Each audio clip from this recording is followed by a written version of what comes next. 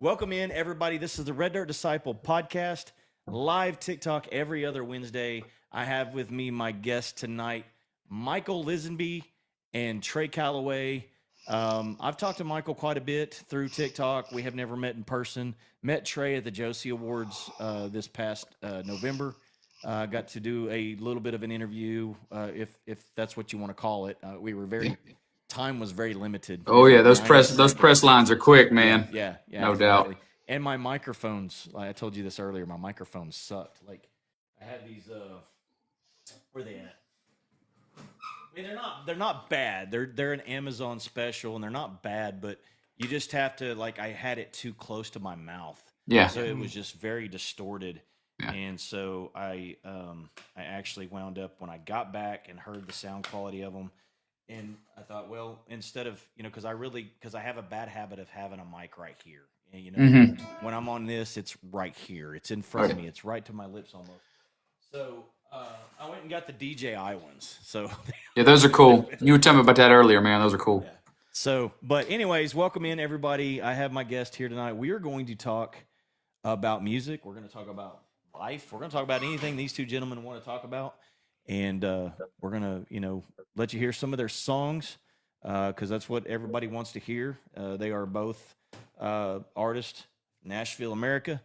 And they go, I know Michael goes live quite a bit, plays acoustic, does a lot of singing and a lot of playing live. So trying to figure it out. Yeah.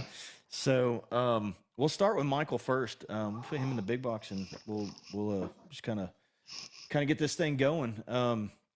So Mike, just tell us a little bit about yourself, man.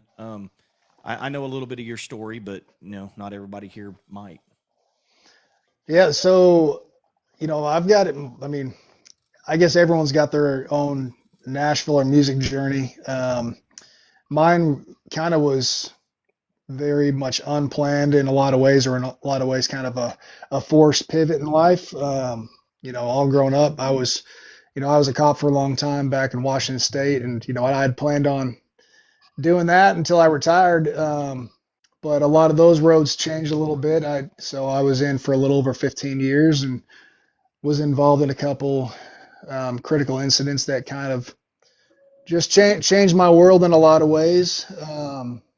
That just had a lot of personal journeys and healing to go through myself after them. For me and my family. So at the end of some of that, the decision was instead of doing what I thought my life was planned out, I was going to, I graduated college. I literally finished college on a Friday, started at the PD on Monday, and that's all I'd ever planned on doing. And I was going to retire with the gold watch, but that God had different plans for me and my family. But I'd always been involved in music. I was raised, doing the church choir and the school choirs and stuff like that growing up. So I always loved singing. But I started getting a real love for writing and playing live later on in life for me. My now in-laws, my father-in-law was a big part of that. When my wife now, but when we were first starting to court and stuff like that, we'd go over and hang out at their place, and they had a whole garage converted into kind of like a big band room, the bar area, just amps, guitars, drums, and we would just jam all the time. And I started really getting the love for playing. Started learning guitar just enough to where I'm still quite the capo king, so I'm nothing to go home about. So I enough to get by. Yeah, it's all right, buddy. Me too. Yeah, enough to get by. It's okay. But I started writing. I've got 3 guitars in this office that I can't even play. Hey, but you got them though. That's a step above most. I'm taking the step in the direction. I'm gonna learn. So, but so I started playing more. I started writing more, mainly about just stuff that I had gone through, as just a personal outlet. And then one night I was roadsiding with one of my patrol partners. He played drums and I've been singing more and stuff, and he kind of, it's 3 a.m. We're just talking shop, and he kind of has this real serious look on his face, because we're, parked next to each other, the opposites, so our driver's sides are face shows. Right. We kind of lean out and talk. Yeah, we're sitting around eating donuts. It's all right. Yeah, exactly. And he kind of looks to me all serious, like he's gonna say something like everything all right. And he goes, dude, I was like, what? He's like, we should start a band. And I was like, get out of here. It's like, totally not even on my list at all.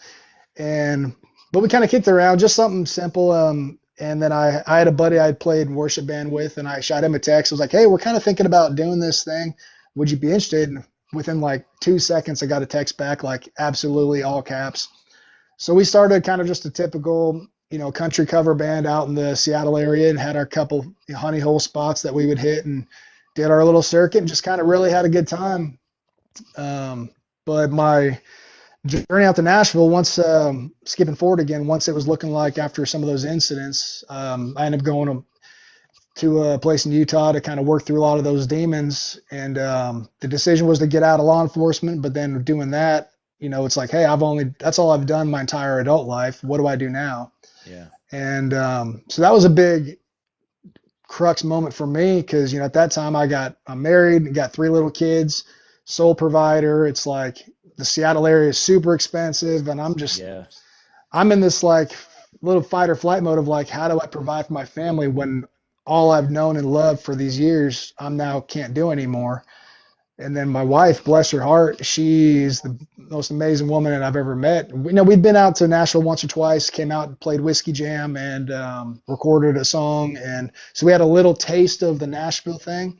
Yeah. And she kind of just shot out of the dark, was just like, well, if we're going to pivot, what if we just move to Tennessee and really go for it? And once she kind of said that quiet part out loud, literally everything related to staying in the Northwest was closing. Everything related to just taking that leap of faith of what God's got and just sell everything and move opened. And it was just the biggest test of faith that I think I've ever walked. And we bought a house sight unseen. Like my buddy out here was a realtor. We did like one FaceTime of I put a pin on Nashville, drew like an hour circle around it, and whatever we could afford that was available, we bought. And I drove out with the trailer and the truck and the dog full of stuff. My wife flew out one way with the kids and picked them up at BNA, and that was 3.5 years ago, and we're still cooking along.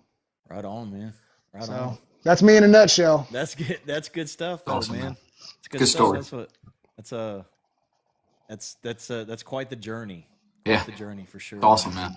And it's still, like the 10-year town is the real thing. I mean, yeah. I'm usually when I try to do mostly music, but I'm lately I'm welding 50 to 60 hours a week, just keeping the lights on and then trying to write and play and gig on the weekends. But that's how we make it in this game.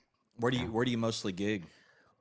I mostly would do, like, when I was in Nashville, I do a lot of on Demumbrian, a place like Live Oak, and I do mostly down there, and then I play the normal riders rounds around town. Haven't been able to do as much lately because I've been just doing the regular blue collar thing mostly during the week. But have you played the Bluebird? No, I haven't even tried going there yet because of the line. So I figure when it makes sense and I earn my time to go take a spot there, I'll do that. But at the same time, I got 3 kids with another one on the way, so I've got to kind of balance my music dream with dad and husband at the same time and keeping the lights on. So it's definitely a journey. I'll tell you one that everybody wants to play, and that's the Freak Show, right? So that's a good one. Yeah, it is. I've played that. I've played that several times, and they're just that's a great. The local's awesome. Terry Jo Box is amazing.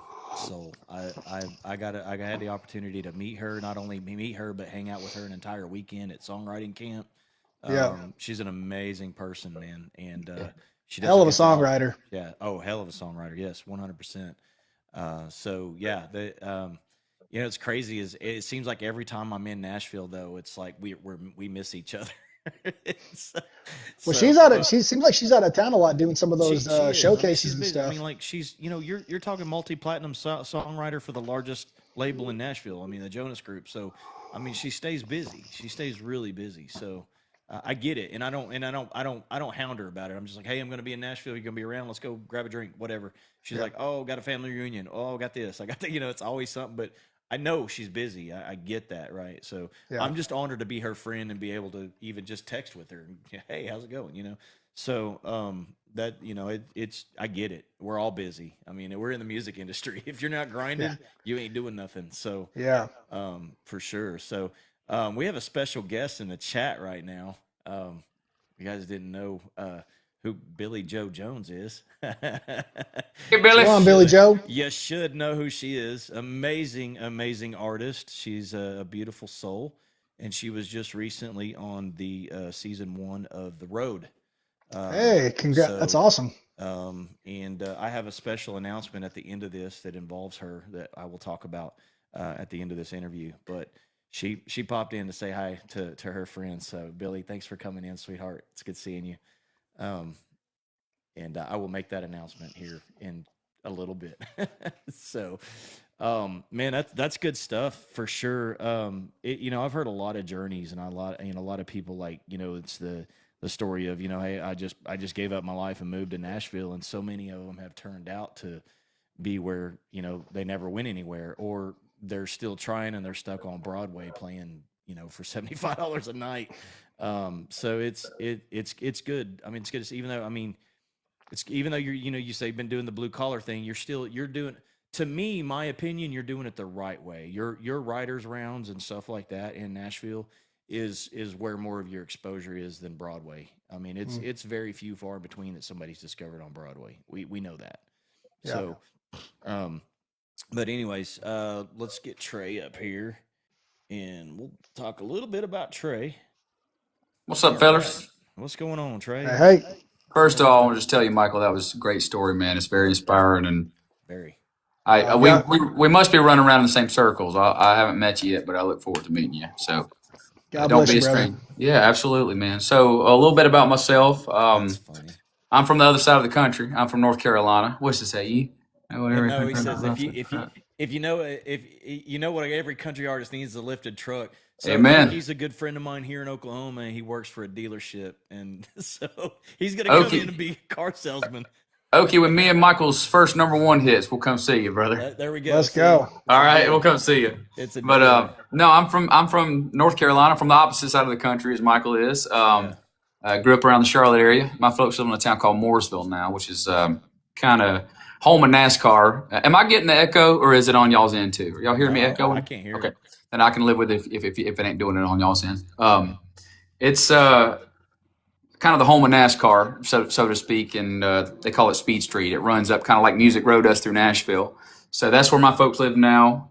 My father was a Pentecostal evangelist when I was growing up, so I grew up singing in church. He would preach revivals, which for those of you out there listening don't know, revival is where a traveling evangelist goes and preaches for like 4 or 5 days in a row, and gets the church all fired up. So that's what Dad would do. He'd go and get them fired up and drop the mic and leave.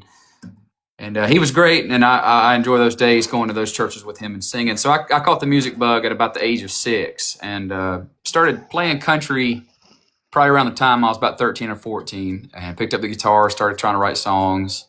And by the time I was 16 or 17, I was playing gigs on a regular basis. And then by the time I was in 20, I was playing for a living. And I've been fortunate enough to play for a living for pretty much my whole adult life. I've had several bands, whether they be cover bands that I was kind of joining as a hired gun, or my own band. I have a lot of experience, traveling and doing that sort of thing. And took a nest egg of money, sold everything I owned back in 2019, and moved to Nashville for the first time. And, as everybody knows what happened in 2020, I was here for about 6 months, and things were going well, but I wasn't quite established enough to hang on, and had to go back to Myrtle Beach. I was living in Myrtle Beach for about 6 years, playing down there before I moved to Nashville. And just so happened, come home with my tail between my legs. I was pretty depressed, kind of bummed out. I was ready to give up the music business as far as the recording industry goes. But I met my now wife, who, like you said, Michael, she's the most wonderful woman I've ever met. I think you and I are both lucky fellas, it seems Yes, like. sir. And, I didn't want to do it, but she was the one that talked me back into it. And she said, no, I don't want to be married to some bitter old man one day who's sad that he never gave it a fair shake. So I came back out here, and that was 4 years ago. And things are going really well, man. Y'all are talking about the local, and I wanted to be respectful and let Michael finish his story, but the local has to be one of the pivotal moments of my music career. I met Jeff Reed shortly after moving to Nashville, and then got a gig playing every Friday after Freak Show. So after Freak Show goes on Friday night, my band plays every Friday after that. We've been doing that Friday gig for about 2 years now. And y'all are talking about TJ. She's great. She really is. She's great. She's inspiring. Become a good friend. That whole group of writers have all become good friends. They're good people. Terry talks about a lot of times at music camp. Not to interrupt. She talks. Oh about, no, please. She talks about certain people in your circle that become your tribe. It takes right? time, and it's easier said than done. Right, and in in watching your tribe go in the different directions in the music industry, and how each person usually don't take the same path, and it's really neat to watch how your tribe grows. Right. Oh yeah. So, Terry. So I've been as far as Nashville goes.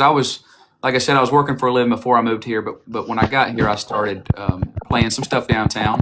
I do 2 of those a week, and then I do every Friday at the local, and then there's another local in Hendersonville. I play that every Sunday with a trio. I do me and my acoustic guitar player, and he sings harmony, and my fiddle player. We do that show every Sunday. So I'm doing 4 shows a week right now, as well as traveling and touring as much as I can. We try to go down to Texas, where you're at sometime. Well, you said you're in Oklahoma. We try to go down to Texas. We try to go out to the Southeast as much as we can. Back home to Myrtle Beach, I play a lot of shows out there. And then I'm going actually tomorrow. No, today's Wednesday, correct? Or Tuesday. I don't know. I lost track. But this Friday, I'm driving up to Ohio, and we're going to be on tour up there this week, and we're gonna play a place called the Dusty Armadillo.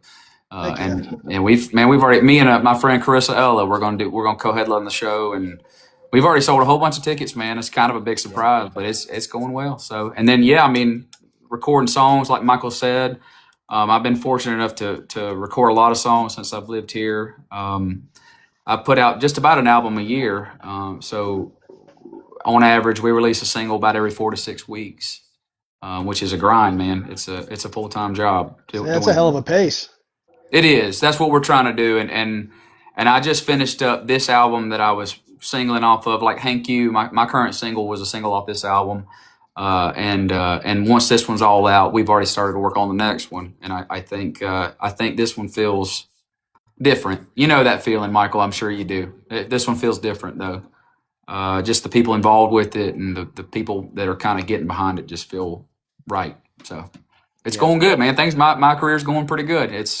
I'm excited. I'm fired up about it, and It's just pretty trying to awesome hang when on you for get- dear life. Yeah, it's pretty awesome when you get to the point in your career where you've played the game a while, you've been doing it a while, and you get that feeling. You're like, this just feels right. Like everything is just like it just all glued together naturally. Yeah. And that's the way things are starting to feel.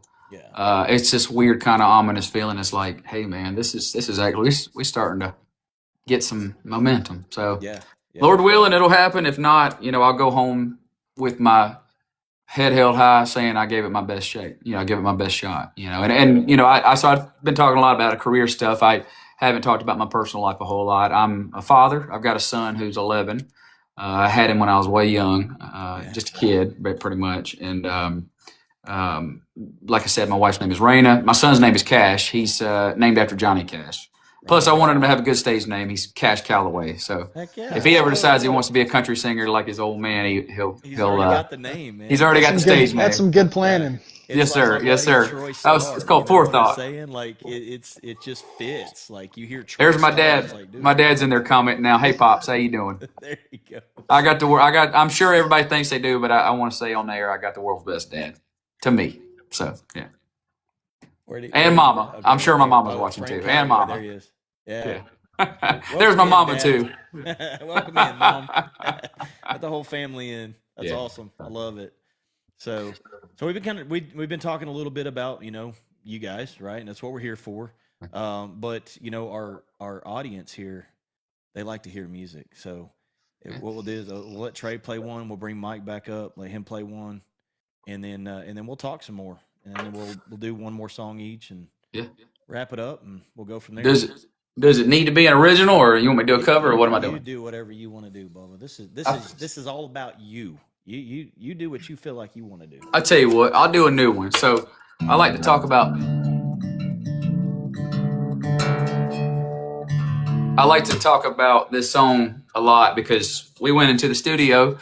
We cut over at Soundstage over there on Music Row the other day, and we kind of had in our mind. We said we're going to do our best to get to this one, but this is definitely the last one on the list, and we're going to get the other 6. And if we have time, we're going to get this 7th one. And we ran out of time. We didn't get to cut it. So, but this is going to be the next one, probably, hopefully. It happens That I record. People think. Yeah, it does. Well, when you book that studio time like that, you already paid for the players. You might as well, use them while you got them. So we tried to get this 7th one, and we didn't. But this one's called. This one I wrote with my buddy Joe Bazzelli. If you guys ever hang out at the local, you probably ran into Joe a time or two. But this was the first and only one we've written together so far, and hopefully that'll change. But I liked it. It's called "New Heart to Break." Right on.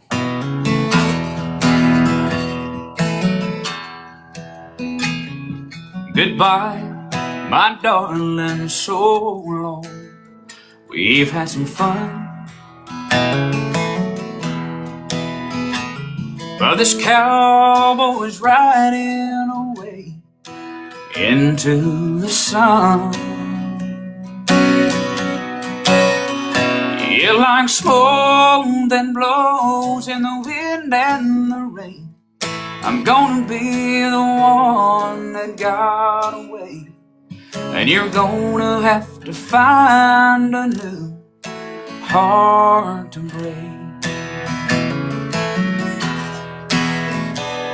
'Cause I'm listening to the lies. I'm asking God why I take all the pain that I take. I've drank all the beers and cried all the tears, but the wrong you've done I just can't shake. So you're gonna have to find a new heart to break. Come on. I hear you cry, don't leave me as I walk away. But the lovers' games that you play always made me stay.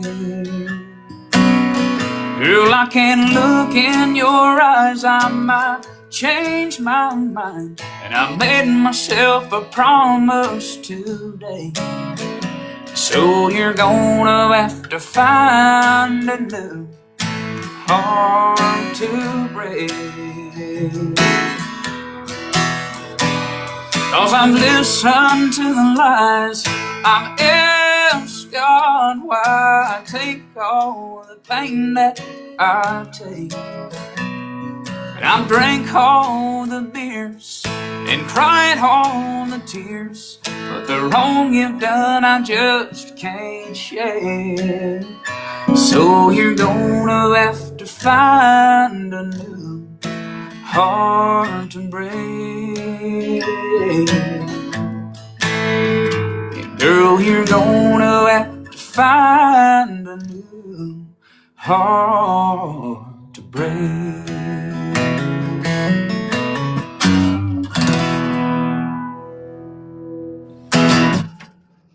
Come You guys on, like that one? Dude, that's a great line, dude. Thanks, buddy. I appreciate that, You guy. cut that one, bro. Yes, sir. I know, man. I was so bummed, and so we were all bummed out. But you know what?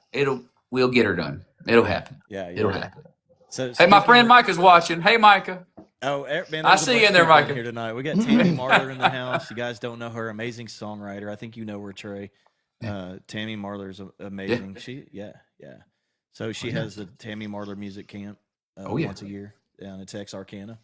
So we're waiting on those dates so we can get some fun time and hang out with some writers and have a good time. So, I when you guys are playing, I like to watch the comments, man, and it was everybody just nailed it, man. They're like, your traditional sound, dude. Like that's what I didn't know. I knew of you when I met you at the Josie's, but I didn't we had never met. Yeah. Kind of heard some of your stuff, but that traditional sound you have, bro, you got it, man. Well, we've always tried to, I came to Nashville not with the goal of being a flag waver for 90s country. If that shoe fits, I'll wear it. you got to find that mix of modernity and your pure heart. So if your heart is country, you have to find that. But I think somebody like Riley Green has done a good job at staying really country, but yet modern sounding. And that song I just played for y'all is one of the more country songs I've ever written. I mean, that's the song that inspired it was "I'm Over You" by Keith Whitley. That was the song. That's the song that inspired that one. So for me, feeling a little Keith Whitley in there. Man. Oh yeah, I was like, hey, oh yeah. Kind of got a little.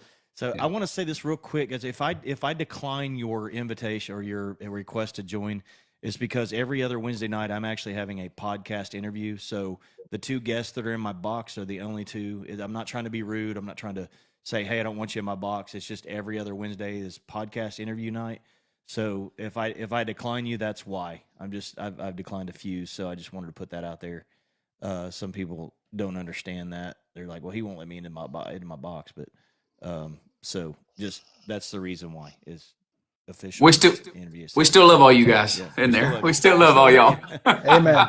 Hang out with us, tap the screen, share the live, and another night I'm live. So I will say this: I am just for everybody in the chat. I am going to be going live every other Wednesday on my off interview Wednesdays. I will be doing my open boxes for musicians like I used to, because that's what a lot of people love. So I'm going to get back to some traditional stuff that I used to do. I'm also going to be doing that on Thursday night. So every other Wednesday and every Thursday, I'm going to be opening my boxes up. People come in, play, showcase their music, all that. So hopefully you'll have us back, man. Yeah, definitely. Cool. You guys are welcome anytime. So let's get Mike up here. Expand. There we go. All right. You're up, Michael. Give us a song, brother. See, I'm going to do a unreleased one too. Talking about our stories from home and stuff like that. I kind of wrote this with the idea that, a lot of great memories growing up, but there's a lot of pain and heartache too. So it's kind of like a breakup song of home in a lot of ways. So it's called Thank You.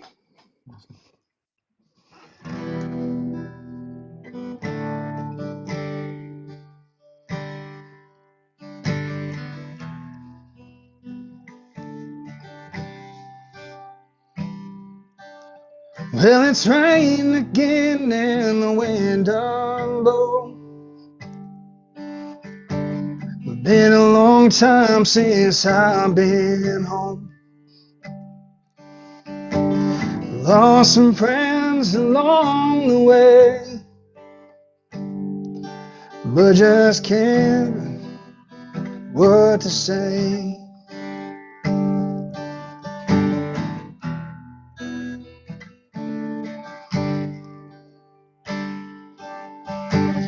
Dreading the moment we touch down. Memories of old just dance around. I'm glad to see you, that's no lie, but just can't wait to say goodbye. Well, it's hard to miss what we had. Can't shake dreams of you out of my head. I wish you the best, I really do, but I try my best to not thank you. Yeah, I try my best to not thank you.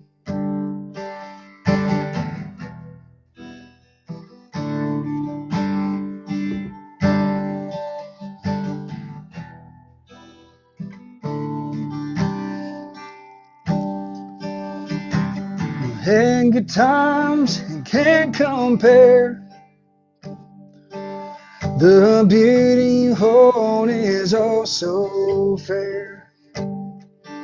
I will be back, might be a while. Maybe one day I'll look back and smile. Well, it's hard to miss what we had. Can't shake dreams of you out of my head. I wish you the best, I really do. But I try my best to not think of you. Yeah, I try my best to not think of you.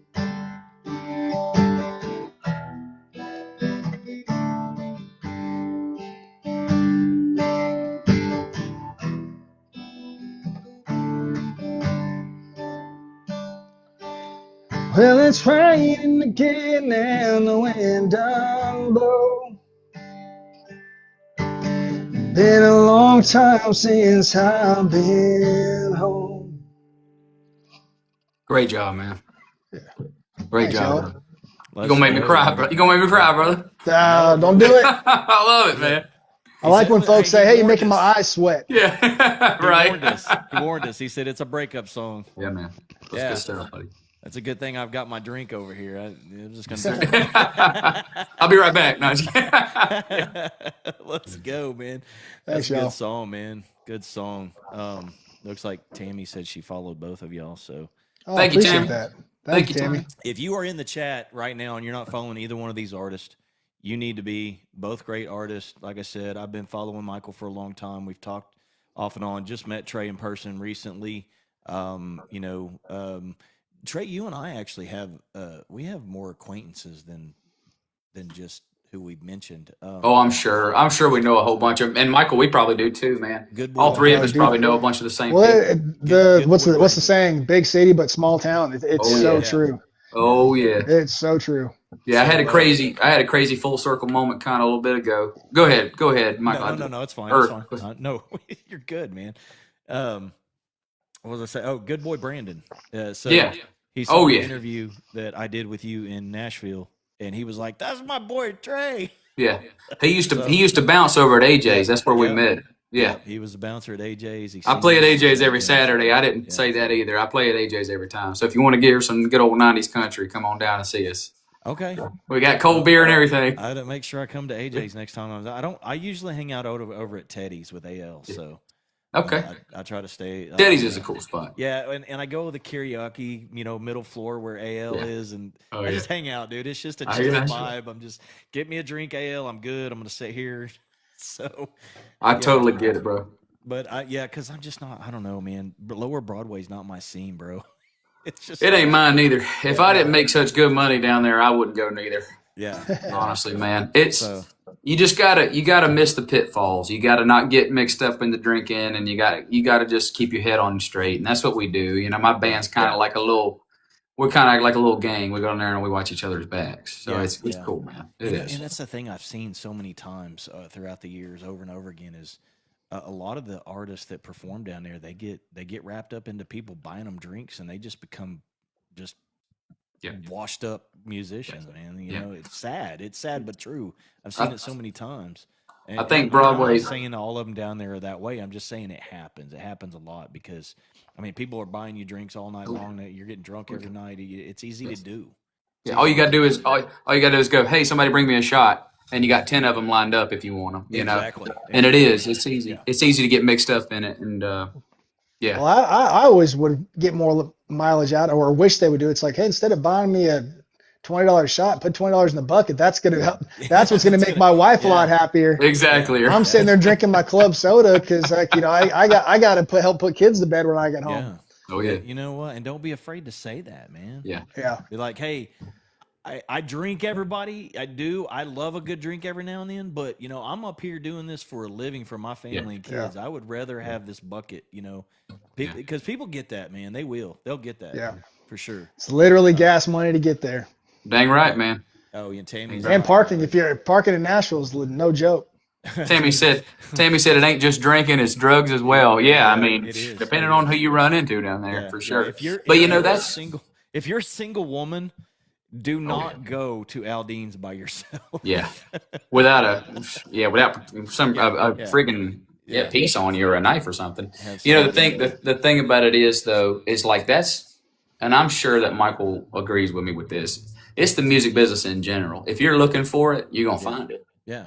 If you're looking for it, you're gonna find it. And that sounds like a country song we should write, Michael. Just saying. There you Hey, go. If you're looking for it, you're gonna find it. But I think if you we'll talk Y'all offline witnessed- about y'all it. All witnessed right, the sounds good. co-write right here. It's yeah, you too, Eldon. We're gonna hop you in here too, brother. Come on. I'm down. Hey, Let's do it. write a word, get a third, baby. Damn right, man. And I think that's it. If you got your head screwed on right and you treat it like a job and you treat it like you can. I think Broadway's what you make it. Because there's a lot of artists down there who have heart and they got soul and they live it and they breathe it. But you're right. If you let it become that party, it'll turn into it and it never ends. Yeah. So yeah. It's not a I good. agree. I agree with Yeah, you, Dave. yeah, for I sure. do.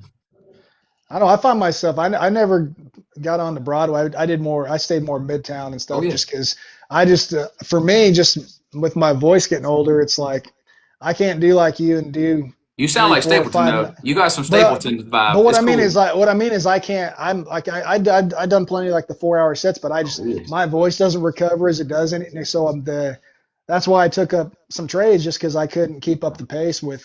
I already sounded like just because I didn't warm up or nothing, but it's like I'm becoming a high mileage engine, so I got to make sure man. I You need pace some of that. I you need see some of that high synthetic mileage oil. Yeah. Yeah. I heard that, brother.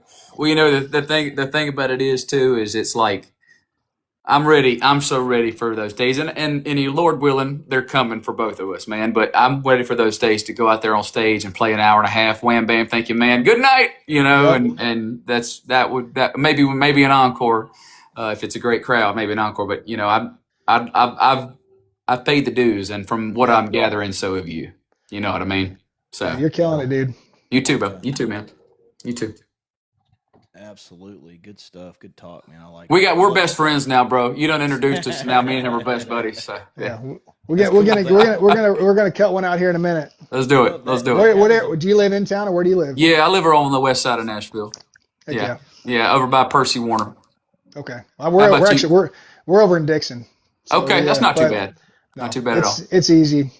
It's an easy drive. Can still Oh yeah. have our quiet life with the kids, but it's an easy jump on the 40 and get to Nashville for work. Oh yeah. Amen, brother. Amen.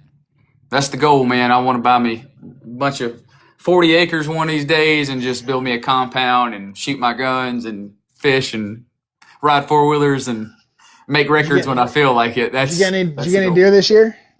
I don't hunt. I fish Oh, more. okay. than- Okay. Now we grew up big gun people, Yeah. but not big hunting people. I know that sounds funny, but we grew up gun people, but not hunting people. I love it. I love It's fishing. weird. I'm just I think not a it's great. 'cause I love I didn't have fishing. any I'm just not a land. great one yet. I didn't have any land. That's what it is. If you got land, I'm coming. I got all the guns I need. So There you go. I used to actually, I used to hunt quite a bit, like Yeah. when I was younger. But it is like the older I got, the harder it got to find land. And then it Yeah. got to where I found land really close by that I could bow hunt only because it was still Yeah. in city limits. Oh, but it yeah. was country, Yeah. So and then I mean now all that's been developed. So like, Yeah. like I had a Well, hunting and- hole at one time for deer, man. But it's got houses on it now. When getting up at 4 because man, them hunters that get real serious about it, they're getting up at 4 a.m. and man, nothing's working on me at 4 a.m., brother. Yeah. I mean, I'm just getting home from playing usually. I'm sorry, man. No I doubt. ain't into You know? running, like doe urine on me and all that stuff. Yeah, I know. I ain't- yeah. I'm good. If they smell me, they smell me. We just didn't get Yeah. the deer that day. I mean, Well, I've had old men, buddies of mine, old men friends of mine who hunted, and they'd say, "You ain't got to do all that stuff. I go out there in my blue jeans and my t-shirt and sit up in the stand and Yeah. get lucky." You know what I mean? There's a lot of the old hats that would kill the biggest Boone and Crockett deer wearing red flannels and smoking a cigarette the whole time. Exactly. It's like if you know how to read. Yeah, so there's ways to do it. You don't got to Yeah. get all fancy with all your Sitka gear and dropping Yeah. all that, and going to Oh, depth yeah. for that. Oh yeah, man. That's awesome. But I love fishing too. I'm just not the best fisherman, but I sure love it. I got me a little kayak and I'm out there trying to get down as much as I can. Yeah. If my dad's still watching, I'm not sure if he is. We kind of there's kind of a running joke that my dad and I are the worst trout fishermen in the world. But damn it, if we don't love it, we'll go out heck there. yeah. We'll go out there and stand in our waders all day and not catch a damn thing. But we'll have okay fun with doing that. it. We'll have fun doing it, man. I suck at trout fishing. I love bass fishing. My dad likes to shore fish. He likes to go to the beach and shore fish too. But I suck at trout fishing. I admit it. I'm not Are they any good. still, are they still out in North Carolina? Yeah, they live in North Carolina, and Very so cool. because I lived in Myrtle Beach for a while too, I used to go down there and shore fish a good bit too. And my dad would come down there and hang out with me and shore fish a little bit. So Salmon and steelhead, yeah, heck yeah. That's yeah, we had a good salmon river where I used to live back home, so we'd fish that all the time. yeah. It was awesome. Nice, Oh yeah. I nice. had a little like 16-foot like drift boat we used to take. We put a Oh, little 9 on it. We take it out in Puget Sound and go crabbing with it, and got caught in the middle of a pot of some orcas one time and felt like a bath toy. really?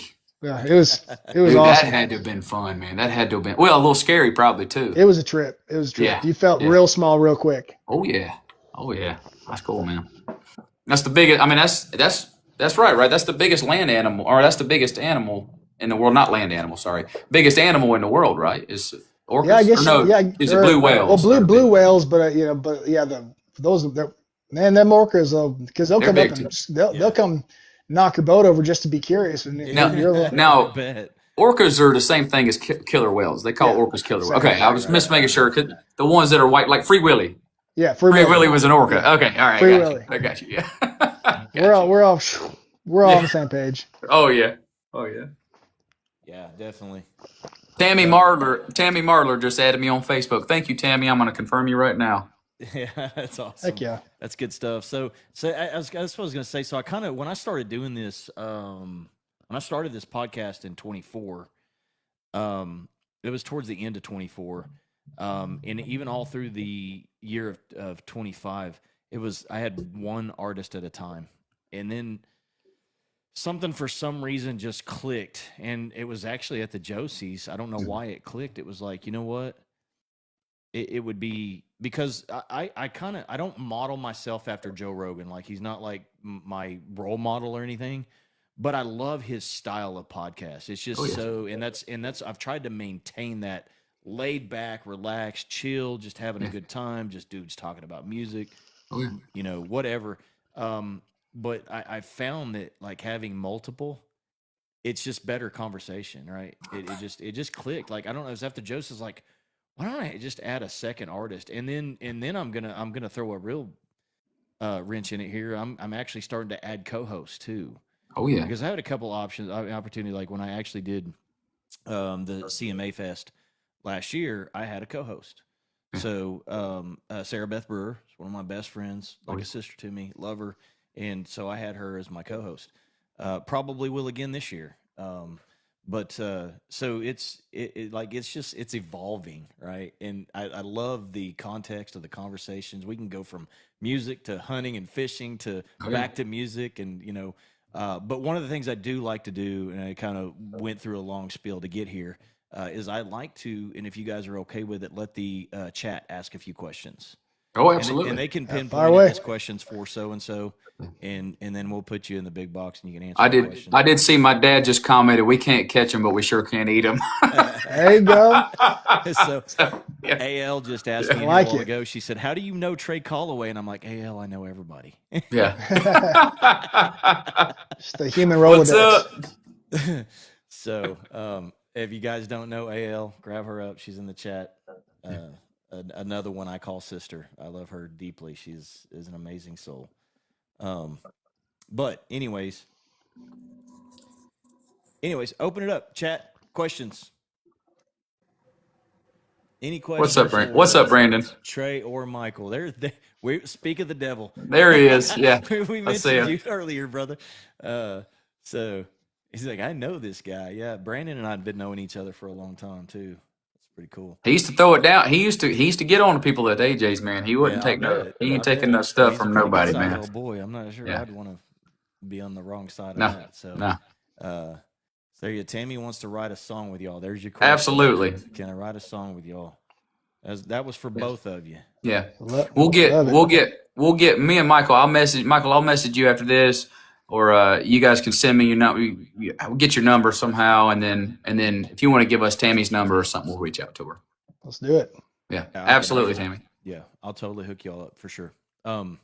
Tim And Jeff that's another, says, that's another reason why I like doing multiple guests, because the networking, the connection, you just never know who you're going to meet and when you're going Yeah. to meet them. So Somebody asked a question I like. As a lyricist who can't sing or play, what do y'all suggest besides AI?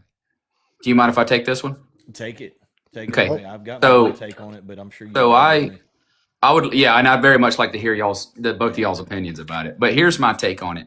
So I am not afraid of AI. I don't think AI is going to end the world. I don't think it's going to turn into Yeah. Terminators and kill us all. From what I've gathered, AI is a really useful tool. I think it's going to propel humanity forward in leaps and bounds within the next couple of decades. And for music purposes, Suno is amazing to use for demo making. Yeah. If you're a person who has poetry and you can't sing or play and you don't know anybody that can help you arrange it, put it into Suno. Tell Suno to do it. Now, just be aware that if you let Suno create, the more you let Suno create of the song, the more of it owns. So if you put in your melody and your lyrics and it's your hook and it's your everything, you own it. Now, you can't commercialize that master from what I understand. That recording is not commercially sellable from what I understand. I may be wrong, but that's at least what I think. I think you're right. Is if you're using the free version. I think though Yes. I read that if you're in the paid, and then as long as you created it as long as you had the paid account, it's years to go. But like I said, but those nuances matter, like you said. Oh, 100%. Because if that thing blows up and Suno's got a stake in those points, man, they're gonna make a lot of money off you. So that's my 2 cents on it. I think that AI is going to be a good thing. I do have a little bit of a moral thing with using AI to, especially if you're a professional writer, using it to write songs for you. I think there's something weird about that. But that's my 2 cents. In my opinion, ain't gonna stop nobody from doing it.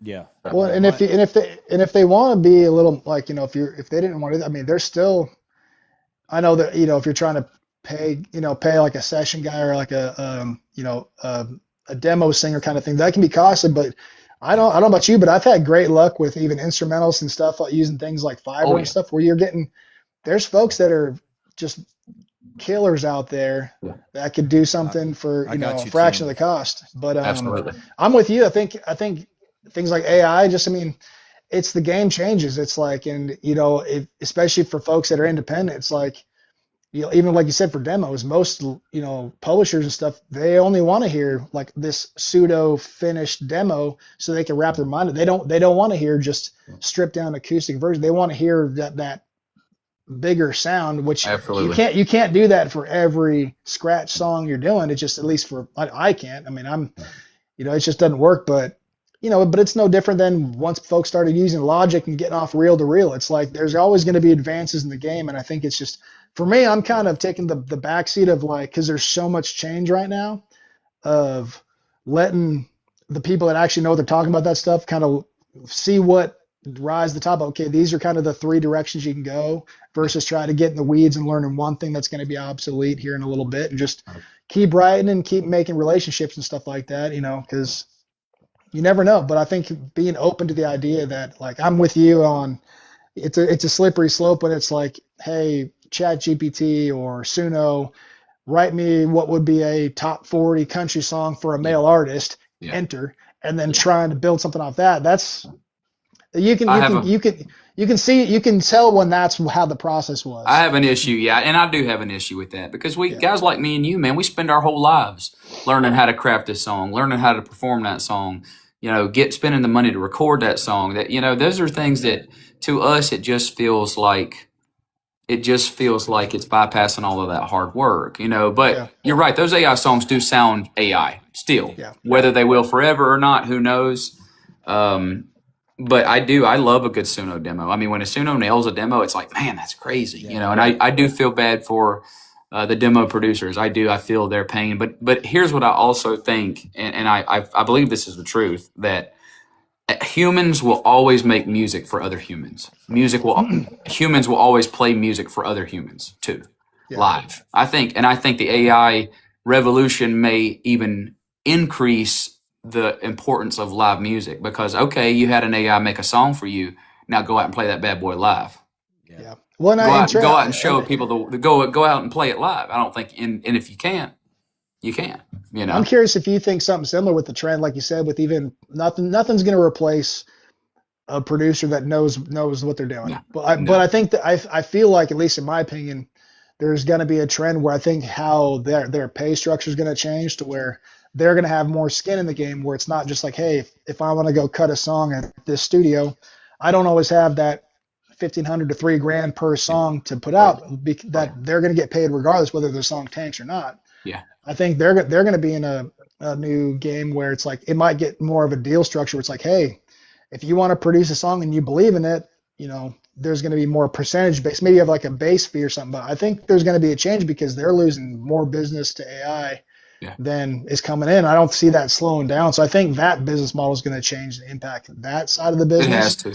I don't think it's going to change a lot for the songwriter and the singer and the artist itself because that's still the part that's the production, the performance side of it. Yeah. But that production, I think there's going to be a lot of wheels changing in that side of the game, at least in my opinion, from my little experience. Well, I mean, now you hit the nail on the head. And a lot of my producer friends love Suno. They'll pull stems off of it. They'll, they'll screw around with the stems. And for folks out there who are listening that don't know what stems are, stems just a industry word for tracks. The tracks. Yeah. The guitar and the bass, and they can split them all apart and mix them. So we got a couple more questions in here. Oh, I'm sorry. Yeah, I could talk all day about AI. So you're fine. Go ahead, guys. Go ahead. That's part of my job where I come in to keep things going. Yeah, right. So I want to give my take on it, but I can tell you, Tammy uses Suno. She loves it. She said she made a comment, said she loves that you said that. We had another question by Tim Jeff. If you guys don't know Tim Jeff, he is a sound engineer from Nashville. Has been there a long time, been doing it a long time. And so he had a question. I'm trying to get back to it. Yeah, demos are expensive. So my take on it is this. My take is it somewhat aligns with what you're saying. Both of you are saying. I don't know why I can't expand myself. Oh well. If you are a true lyricist, and that's what you are. If you can't create a melody, you can't come up with a melody, then that's what you are. You're a lyricist. You're not an artist. You're a poet. Right. You're literally just coming up with the lyrics, and that's fine. That's cool. That's a lot out there. I'm that way. I can't come up with a melody to save my life, right? But I've helped with lyrics and I've written some, and so if you're using it to create a demo with your lyrics, not computerized lyrics, then absolutely 100% agree. It's a tool well used because Tammy, me, anybody in here can tell you demos are expensive. And if you are a songwriter and you are just trying to get a demo to get an idea of what it might sound like and you want to pitch it to an artist, there's a lot of artists I know don't want to hear it. Like just give me the lyrics, right? Let me read the lyric sheet. It's because I know some artists, once they hear it, they have a hard time taking it and making it their own.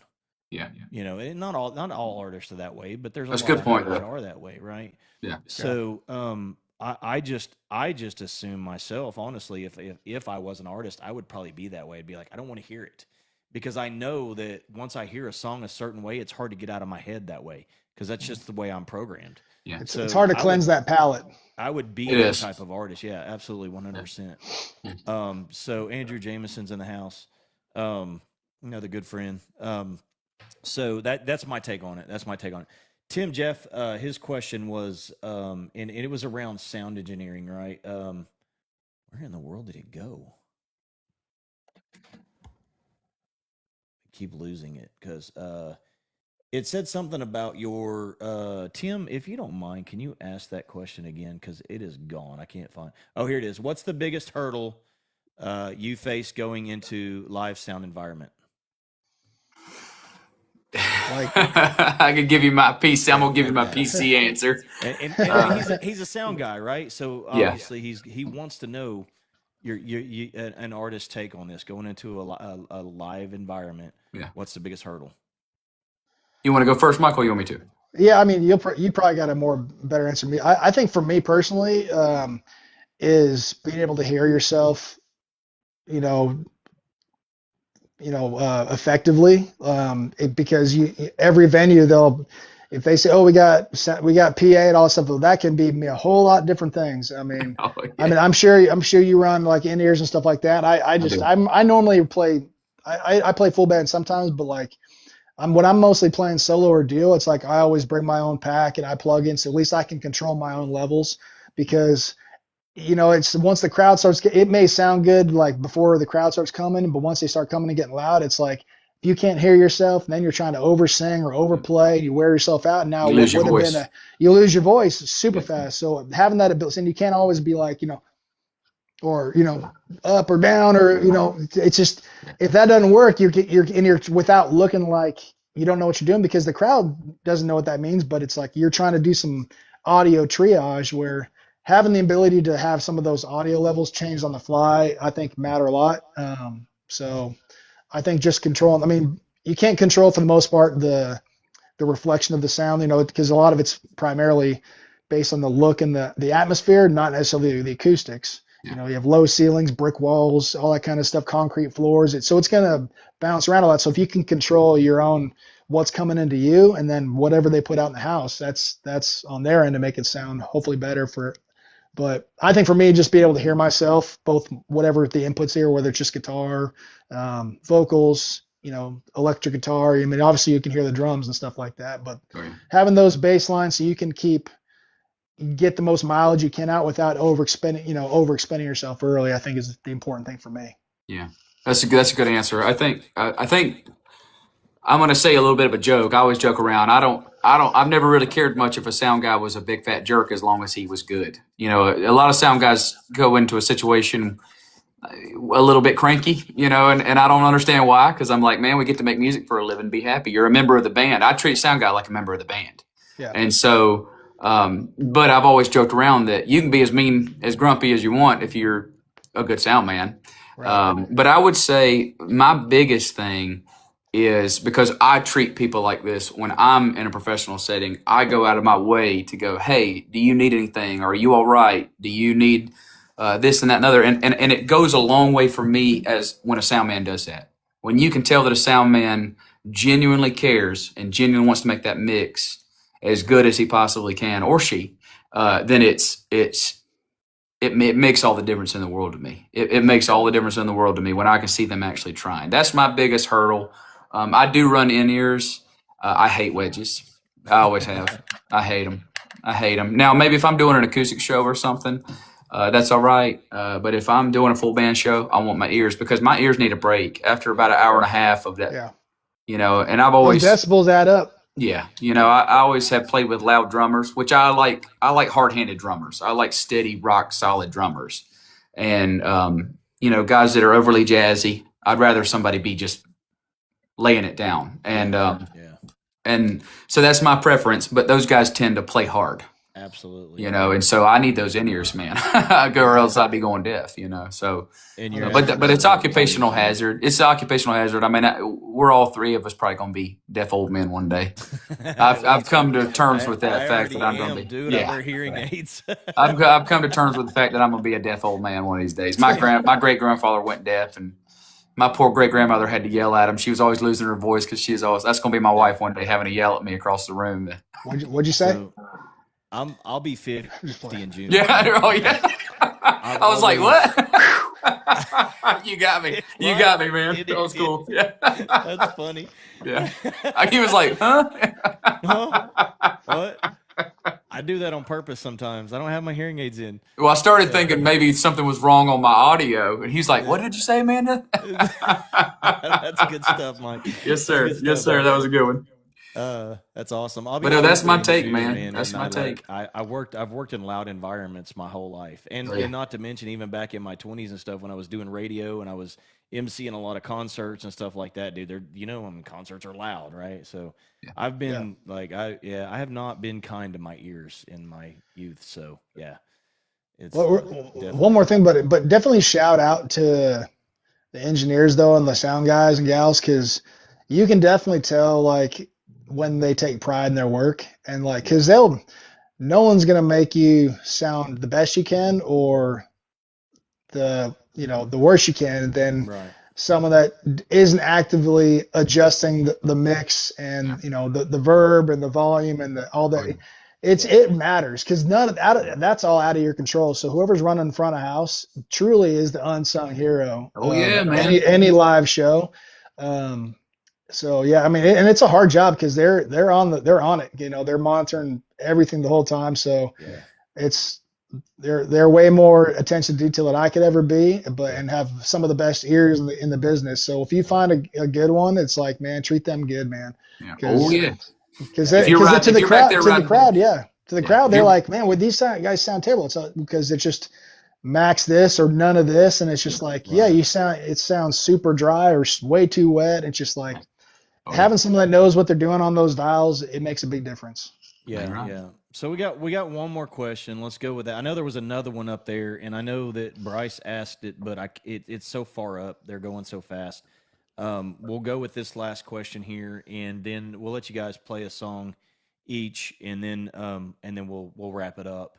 Um, so Bryce's question here is, what's the best way to hone in on your own sound for karaoke, impersonations, stuff like that? Yeah. You want me to go Uh, first? Or you want me to? You want to go first? if you got one loaded, go for it. His Well, other I question I was think he really good. means. I hope that he. I'm assuming that he means like, how do you find your own sound in the music business? Is that what he's meaning? You think? I think so. Okay. So he can. Well, if that's what you mean, buddy, will you comment yes that that's what you mean? You mean like, how do you find your own sound? Okay, Bryce said yes. Okay. Okay. Um, so I remember very, very vividly when I first started playing music in bars and clubs and stuff. I was this young, naive kid, and I was big Garth Brooks fan and big George Strait fan, Alan Jackson. Those guys were my heroes. So I dressed like them and tried to sing like them and all this stuff. And there's a lot of that in the music business. You're going to have that. But then you have some people come to you and say, well, you got to find that thing that's undeniably you. You gotta dig deep and you got to find it. And what they don't tell you is, man, that's a lot easier said than done. Mm-hmm. It is hard to find something that is uniquely you. It's difficult to build a brand, to find something that's you. And I mean, I just turned 34 and I feel like I'm just now finding that thing that's mine uniquely. And it is, it's taken me 10 years of playing shows and making records and this and that and the other to do that, So I would say that it is not something you can go, okay, I'm going to do this and I'm going to find my own sound. It happens With growth. it happens Growth. with time. It happens with time and it happens with growth. Yeah, like you said. Yeah. And that's my honest to God answer. That's as honest and straightforward as I can be with it. It takes time to do that. Yeah. And it's not easy. And I'm not going to lie. It's not easy. So Dr. Funk is saying it's a natural thing, and Yeah. and it is, but sometimes it takes time to find that natural Yes. thing. Yes. And some people just grab it like that. I mean, Yeah. I know people that just started, 6 months ago, and they've already got a unique sound. It's like, wow, you're great, good job, right? So, but for others, I mean, for some, it's like you said, you feel like you're just now getting to that point. You've been doing it for 10 years, so. And that's the honest to God truth, man, is, it just, you're right. It comes easier for some folks. It didn't come very easy for me. I had to really dig and find it. Tim said he'll stay in the shadows. All right, let's do one more song each, and then we'll wrap this thing up. I've got a huge announcement I want everybody to stick around for. So do me a favor, if you're still in the chat, tap that screen, share this live out. Huge announcement coming. I want you guys to be able to hear it and know what's going on. I've got a special event coming up Saturday. I want everybody to know about. You want to go first, buddy? Since I went first last time. Yeah, I'll do it. All right, cool. So this one I wrote. This was a personal one for me. I wrote this after we lost four cops in my area.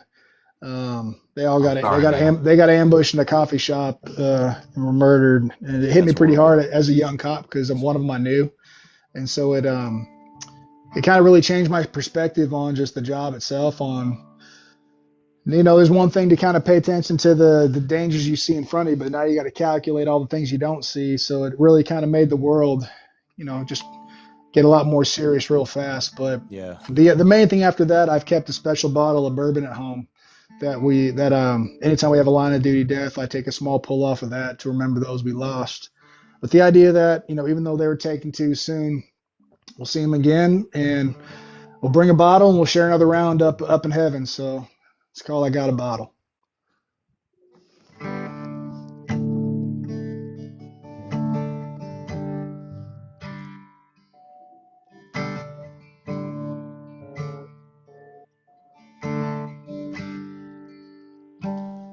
I got a bottle sitting on my shelf. It stands alone, strong and full of pain. It ain't the whiskey, but the hurt that still remains. Gone too soon.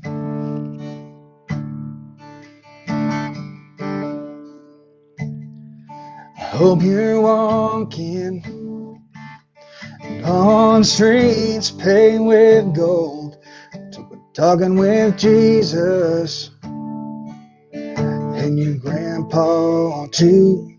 Wish you were here, but we'll meet again one day, and I'll bring the bottle. I'll bring the bottle, and I'll pour out around. Talk about good times, but was home without you around. You flew off to heaven, but back home down below, it was hard to watch you go.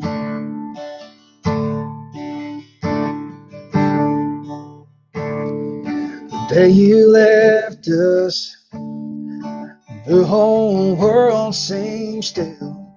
I didn't know which way was up or what to feel, but there was comfort in knowing that one day we'll meet again, and I'll bring the bottle. I'll bring the bottle, and I'll pour out around. Talk about good times, but was hard without you around. You flew off to heaven, but back home down below, it was hard to watch you go.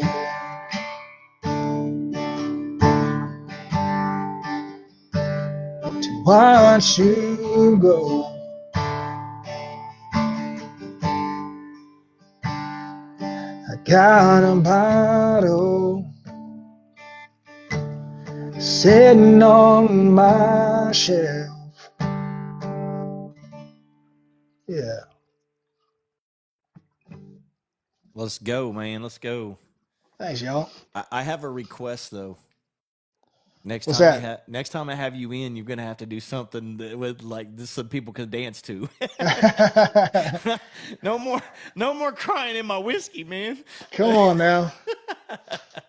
No, All it's a right, great for song, you, brother. we can make that happen. Great song, brother. Great song, man. Thanks, I'm dog. just ribbing you, brother. I'm just ribbing Appreciate you. Yeah, man. I appreciate you. Great song, man. A lot of meaning behind it. That's deep. It's real life, bro. Yes, sir.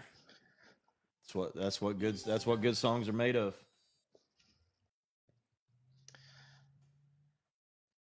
You're still muted, Troy. Yeah.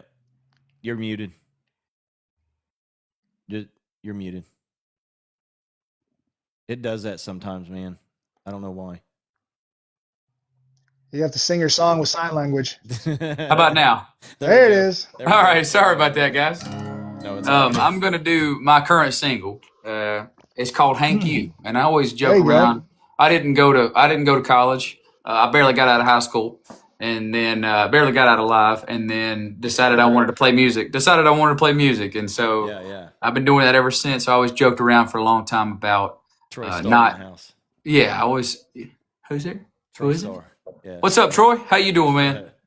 I always I joked around about going to Hank U, and I figured that would make a good song one day. So I wrote this one with two of my buddies, Kirsty Manna and Bill DeLuigi, and it's called Hank U, and it's a honky tonker. All right. There you go.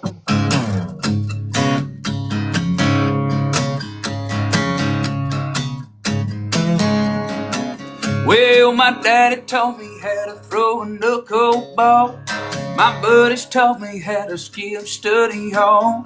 Ever since I saw the light, just gotta preach. When it comes to country music, man, I cut my teeth in Hank U.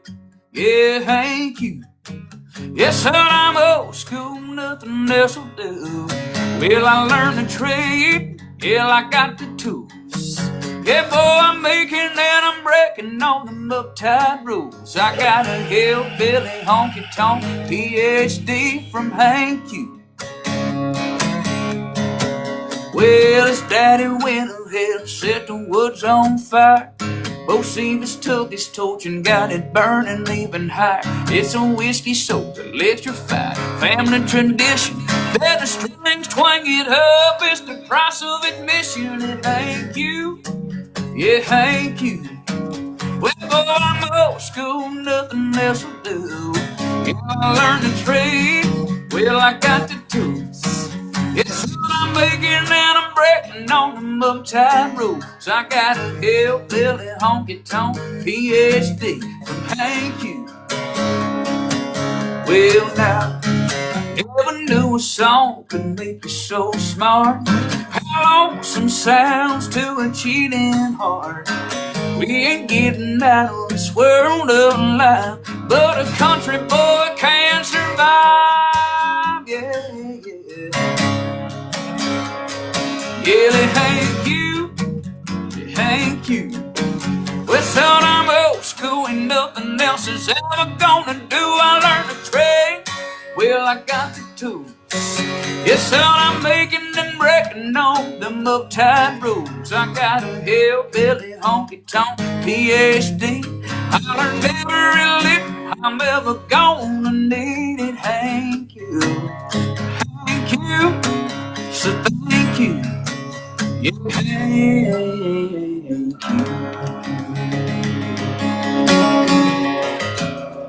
Let's go. Let's go. That's a little Hank U I was for actually you. listening that to the Jeep in the Jeep the other day going down the road. Did you I'm really? glad you played it. Yeah, absolutely. Man, can I tell a quick funny story? I'll make it quick. Can I tell a story about that? Go. So check this out, Michael. You'll get a kick out of this, man. This Ready. song, that record, was one daggum take. One take we cut that song in. That's awesome. We went. But how much? But sometimes that first run, when you're in it, it's you're always chasing that first one. It's like, Yep. hey, don't fix what ain't broke. That's exactly what happened. We went in there, and I remember we did the one take, and it was Gordon Mote, really famous piano player, played on that session. He goes, "Boys, I think we got it." Yeah. And we were like, "Yeah, moving on." I mean, we did one take. Yeah. And that was all we needed, man. That's awesome. That's awesome. Now, it's just like that probably never happened to me again in my whole career. But that one time it happened, so I thought it was cool, man. That's super That's cool. fire, man. That's awesome. So, thanks, brother. That's Thanks, good brother. stuff. Thanks, Yeah. man. Good. Let me see Hope it gets lots of mileage out of that one. Me too, man. Me too. We get requested at just about every show now. We're playing at just about every show, which is good. So Heck yeah. yeah, it's cool, man. Thanks. I appreciate you guys liking it. I'm trying to expand myself, and it's not letting me. I don't know. Kat, can you expand me over in the big box, please? I don't know why it won't let me. I can expand them, but it's not letting me expand myself. You could put me over there bigger, if you don't mind. Bigger. If you can. Not sure. Let's see if we can get this going here. I'm going to go ahead and do this, guys. I don't know if guys can see my screen. Can y'all see that? I can see you, but it's like the same size. We're all three the same size. Yeah, on this. I mean, but my screen in the background, you can't really make it. I can't read the details. Okay. I recognize that blonde lady right there. You recognize that blonde lady. I'm not sure why So let's do this. I'm going to do this, guys. I'm going to bid farewell to you guys if y'all want. Oh, there we go. There you We're are. good. We're There good. you We're are. good. Right there. Right there. All right. Thank you. Thank you. Thank you. I appreciate you. Kaz, amazing. Special announcement. I don't normally do Saturday lives, but this Saturday night, I will be live at Calhoun's 2.0, Denison, Texas, 6 p.m. Central, right here on TikTok. And I'm going to be interviewing none other than the great Billy Joe Jones herself. If you guys don't know who she is, she was on the recent season 1 of The Road. Absolutely wonderful, talented lady. And so it's funny stories because I knew of her through Tammy Marler, and I know her and Tammy co-wrote some songs together, and so I knew of her through Tammy. I met her actually on a TikTok live with my buddy Shannon Steele from 101 Kickin' Country, iHeartRadio. Guys, go give him a follow. He is now leading iHeartRadio with the largest country station on iHeartRadio. So great dude. He's live on TikTok every day. You guys can go. It's 101 Kickin' Country. Shannon Steele. I'll send y'all guys the profile because he had a profile and it's funny because he does a lot of stuff with CMA artists and stuff like that. And he's always at CMA and doing all kinds of stuff. And he was at CMA Awards, and he's buddies with Kojo, Ella Langley, all of them, Brantley Gilbert. And he got his account got taken down because somebody reported it that he was using AI. Like he wasn't really with these artists, that it was all AI. And it was like, dude, he was there. He was there. So, but anyways, Shannon Steele is how I actually met her. We were actually introduced through him. I knew of her through Tammy. And then I'm my buddy Troy Starr in the chat here. We were in Nashville during the Josie Awards. He invited me to come to the studio on Music Row with Kelly James Productions.